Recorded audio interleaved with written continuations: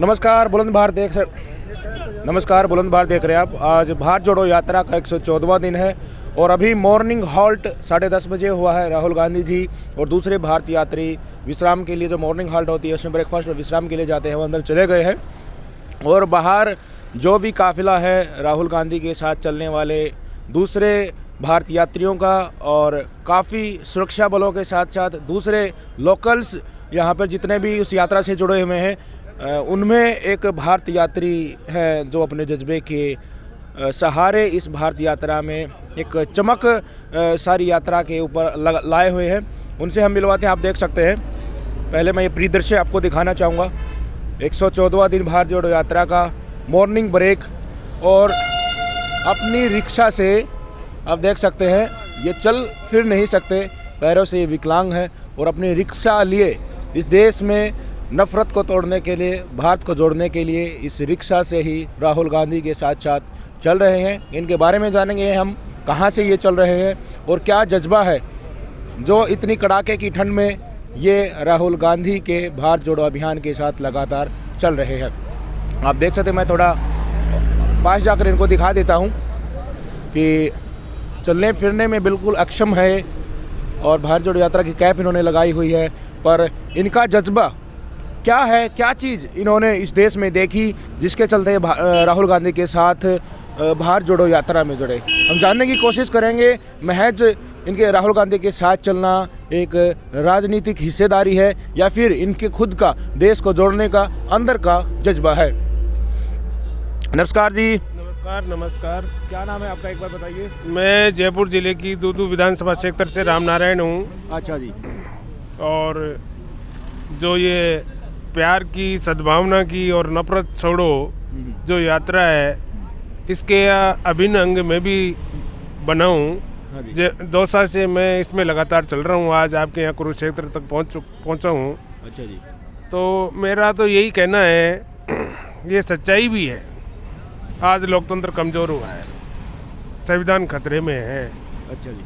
आज वो संविधान नहीं रहा, भीमराव अम्बेडकर का जो संविधान बनाया था गरीबों के लिए, दलितों के लिए, असहाय लोगों के लिए, लेकिन आज उसमें बहुत कमज़ोरी महसूस हो रही है। अच्छा, तो आज को मेरा कहना ये है, इस यात्रा का मेन उद्देश्य जो है प्यार का और नफरत छोड़ने का है, प्यार से जुड़ने का है और नफरत छोड़ने का है। अच्छा, आपने क्या चीज़ राहुल गांधी में देखी कि राहुल गांधी ही एक ऐसे नेता है जो इस देश से नफरत ख़त्म कर सकते हैं, प्यार को जगा सकते हैं? आपको किस आईने से इस देश में नफरत नज़र आ रही है, कैसे संविधान टूट रहा है, वो आपको नज़र आ रहा है?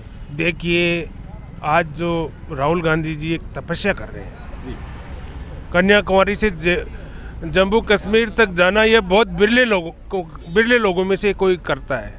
आज राहुल गांधी जी उन बिरले लोगों में से एक हैं जिन्होंने इतनी बड़ी तपस्या करके, पैदल चल करके इस धरती माता को नमन कर रहे हैं, कन्याकुमारी से लेकर जम्मू कश्मीर तक। अच्छा, तो मैं समझता हूँ ये बहुत बड़ी तपस्या है। आज तक हिंदुस्तान आज़ाद होने के बाद ऐसा कोई भी नेता नहीं हुआ था जिन्होंने पैदल चलकर देश के एक छोर से लेकर दूसरे छोर तक अपने कदमों से ही नापने की कोशिश की। कई लोगों का कहना है कि इससे राहुल गांधी की छवि में भी सुधार होगा। कई लोग उनको पहले अपरिपक्व मानते थे। भारतीय जनता पार्टी के लोग भारत जोड़ो यात्रा में सुबह से गलतियां ढूंढने लग जाते हैं, और कोई भी गलतियां होती है उसको मुख्य तौर पर प्रकाश में लाकर आज भी ये दिखाने की कोशिश कर रहे हैं कि राहुल गांधी अब भी राजनीति में परिपक्व नहीं है। राजनीति में परिपक्व न होने के कारण उनको पीएम पद के उम्मीदवार के रूप में भारतीय राष्ट्रीय कांग्रेस के द्वारा पेश करना एक पार्टी का नेता के तौर पर पेश करने जैसा होगा। इस पर आपके ऊपर क्या कहना है?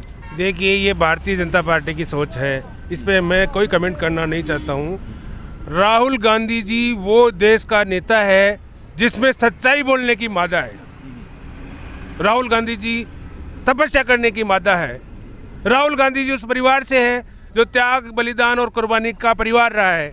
इंदिरा गांधी शहीद हो गई, राजीव गांधी शहीद हो गए, और आज राहुल गांधी में भी तपस्या की भावना देखने को मिल रही है, जो पूरा हिंदुस्तान देख रहा है। पूरा हिंदुस्तान उनके पीछे लगा हुआ। 2014 में सत्ता में आने से पहले प्रधानमंत्री मोदी जी ने कुछ वादे किए थे जो 2023 का साल लगते ही एक्सपायर हो गए। कम से कम 10 ऐसे वादे थे, 2 करोड़ रोजगार देने का, पक्का घर देने का, नल में जल, रसोई में गैस सिलेंडर और गैस सिलेंडर गैस से पूरी तरह से फिल। ऐसे बेरोजगारों को बेरोजगारी खत्म करके हर साल 2 करोड़ रोजगार देना, 15-15 लाख रुपए सबकी जेब में डालना। इन तमाम वादे को किस तरह से देश की जनता इनसे वंचित है, अगर वंचित और ठगा हुआ इस देश की जनता महसूस कर रही है, तो क्या वो धर्म की नफरत की आड़ में इन सभी झूठे वादों को समावेश कर चुकी है कि हमारा प्रधानमंत्री बेशक से झूठ बोला जाए, पर इस देश में नफरत फैलाकर, हिंदू मुसलमान कर जो अल्पसंख्यक है उनके ऊपर अत्याचार करके इस देश की भारतीय जनता शासन जो कर रही है, वो कितने दिन तक इस सत्ता में काबिज रहेगा। और इस देश की राजनीति को अगर बदलना है तो महज लोगों में ये जगाना कि प्यार बांटो, आपस में भाईचारे से रहो और नफरत खत्म करो, क्या यही एक कड़ी इस देश की सियासत में रह गई है? देखिए, ये जुमले इस भारत को, इस देश को पता चल चुका है इन जुमलों का। जो 2014 में गैस सिलेंडर कितने का मिलता था, आज कितने का मिल रहा है? 1050 का मिल रहा है, जो 450 का मिलता था। राहुल गांधी जी एक ऐसे नेता हैं देश के जो इस गरीब लोगों के लिए सोचते हैं, समझते हैं, प्यार करते हैं, मोहब्बत करते हैं।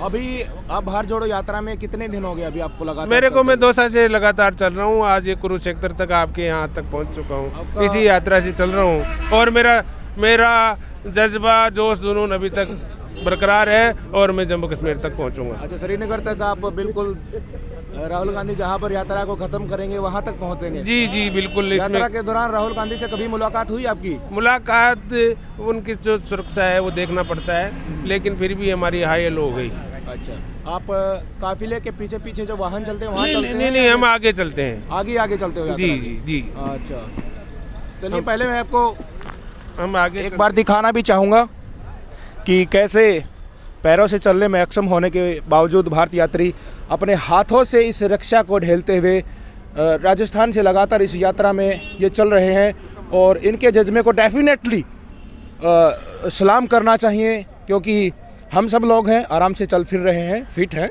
और इस यात्रा को मैं तो आराम से कवर कर रहा हूँ, मुझे कोई ज़्यादा परेशानी इसमें नहीं हो रही है। पर इनके जज्बे, इनमें अपने दूसरे व्यक्तियों से अलग होने की वो कोई भी ऐसी कोई भावना इनके अंदर नहीं है कि मैं इस यात्रा में शामिल होऊंगा तो कैसे होऊंगा, बाकी लोग तो पैदल चलते हैं, जल्दी चलते हैं, मैं कैसे चल पाऊंगा। पर अपने हाथों को ही अपने पैर बनाकर इस रिक्शा को आगे की तरफ मैनुअली ढालते हुए इस यात्रा का पार्ट बने हुए हैं। देश से नफरत मिटाने को लेकर, प्यार बांटने को लेकर, इस देश की संविधान की रक्षा के लिए, इस देश के नौजवानों के हकों की रक्षा के लिए, इस देश में गरीब वंचितों की हकों की लड़ाई को बुलंद बनाने के लिए ये लगातार अपने प्रयास के साथ राहुल गांधी की भारत जोड़ो यात्रा में आज कुरुक्षेत्र के नज़दीक पहुंच चुके हैं।